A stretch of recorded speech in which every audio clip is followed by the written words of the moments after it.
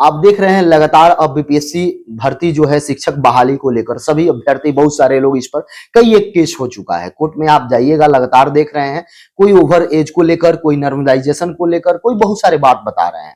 बहुत सारे लोगों का ये कहना है कि कम यानी कि जिनका भी कट ऑफ से कम मार्क्स है उनका भी रिजल्ट है।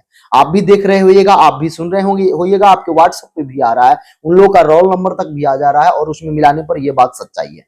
आप अब अपना सबको ही स्कोर मिला चुका होगा कि जिस तरीका से भाषा यानी पेपर 1 और जीएस पेपर सभी का दे दिया गया है, तो आप जाकर मिला लेंगे। यदि नहीं भी मिलाए हैं तो वहां पे देख लेंगे।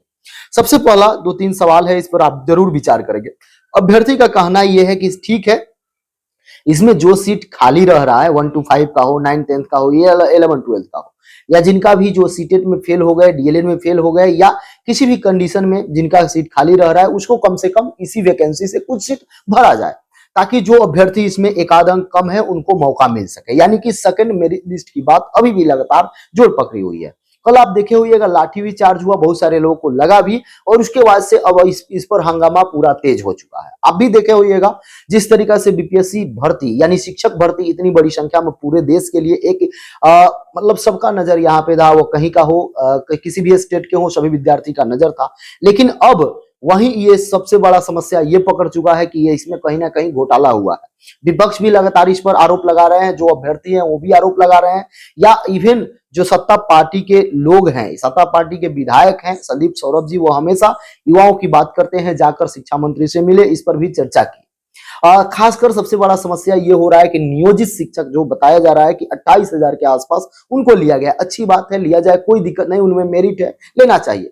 लेकिन जब उनको यदि वही सीट पर भेजा जा रहा है, वही विद्यालय भेजा जा रहा है, तो उस सीट को काउंट न करके जो बेरोजगार बच्चे हैं उनको दे दिया जाता, तो ये एक अच्छी पहल रहता। अब अभ्यर्थी का ये डिमांड बढ़ते जा रहा है कि जिस तरीका से पहले जो भर्ती आने वाली है, फिर मतलब दूसरी भर्ती बीपीएससी टीआरई 2.0 की जो भर्ती आने वाली है, वह समय से आएगी, समय से एग्जाम होगा। लेकिन उसमें अभी तक की बात करिएगा तो 6 to 8 30,000 प्लस सीट की बात है, यानी 31,000 के आसपास।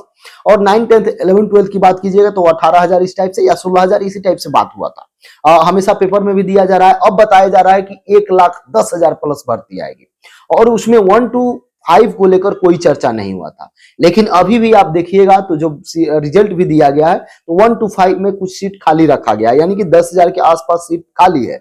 यदि सभी कॉमन वगैरह देख लिया जाए तो 4-5-7,000 और सीट खाली हो जाएगा इसमें। तो इस तरीका से 1 to 5 का भी जो सीट खाली होगा उसको ऐड किया जाएगा। लेकिन अभ्यर्थी जा रहे हैं और वो ये आरोप लगा रहे हैं कि जो जिनका एज ओवर हो जाएगा, जिनका एज केवल इसी बहाली के लिए था, कम से कम एक मेरिट और दिया जाए, और जो सीट बच रहा है, जिस तरीका से जिन अभ्यर्थी का कुछ अंक कम है, उनको एक बार और मौका दिया जाए मेरिट लिस्ट जारी करके। और वैसे अभ्यर्थी जो ज्वाइनिंग कर लिए हैं और जो फर्जी तरीका से ज्वाइनिंग किए हैं, ज्वाइनिंग करने का अर्थ हुआ कि आप जाकर जो ट्रेनिंग लिए हैं उनको अभी से निकाला जाए। और शिक्षा विभाग और आयोग और सरकार ये दावा कर रही है कि फिर से अच्छा तरीका से जांच होगा, औपबंधिक इनको नियुक्ति पत्र दिया जाएगा, और उसके बाद 2 साल तक यदि आपको ये नियुक्ति पत्र भी मिलता है, यदि आप जॉब भी करते हैं और सरकार के द्वारा या शिक्षा विभाग के द्वारा आपको हटा भी दिया जाता है, तो आप कहीं कोर्ट वगैरह में नहीं जा सकते।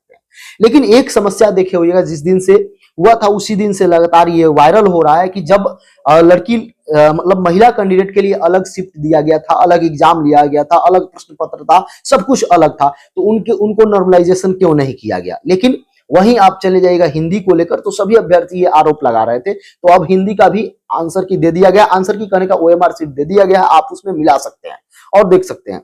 जो अभ्यर्थी ऐसे हैं, यदि सबसे ज्यादा विकलांग को लेकर यानी कि दिव्यांग अभ्यर्थी जो है, उनका आरोप लग रहा है कि उनकी कितनी संख्या में बहाली हुई है, कितना कट ऑफ गया है, क्या गया है, उसका कुछ आयोग तो अभी तक क्लियर नहीं किया है। जो बच्चे लगातार अपना मांग कर रहे हैं, और उनका ये कहना है कि दिव्यांग में केवल बिहार का दिव्यांग को दिया गया है या अन्य स्टेट के दिव्यांग को दिया गया। ये लगातार अभी भी इस पर संशय की अभ्यर्थी के मन में पूरा संशय है, और वो हमेशा से चाह रहे हैं कि इस संशय को सरकार के कुछ सक्षम अधिकारी या आयोग या कोई भी व्यक्ति इसको दूर करे। कल भी आप देखे होइएगा, सभी लोग जाते हैं और बीपीएससी ऑफिस वहां पे जाकर आंदोलन करते हैं, उन लोग पर लाठी भी चार्ज होता है। हमेशा से प्रतिदिन कुछ ना कुछ अभ्यर्थी पहुंच रहे हैं। और कोर्ट केस की बात कीजिएगा तो इस पर बहुत सारा कोर्ट केस भी हो चुका है। तो अब देखिए आगे क्या होता है, आप भी देखते रहिए। लेकिन सरकार और आयोग से यही गुजारिश है कि कम से कम एक लिस्ट और देखा जाए, जो सीट खाली होता है, जो बच्चे इसमें एक आध अंकों से पीछे रह गए हैं, उनको मौका दिया जाए। और एक विचार जरूर किया जाए कि जिनका कट ऑफ से अंक ज्यादा है उनका रिजल्ट नहीं है, और जिनका कट ऑफ अंक से कम है उनका भी रिजल्ट है। इस पर जरूर गहनता से जांच होनी चाहिए और विचार करनी चाहिए। विपक्ष लगातार अब आरोप लगा रहा है कि पैसा लेकर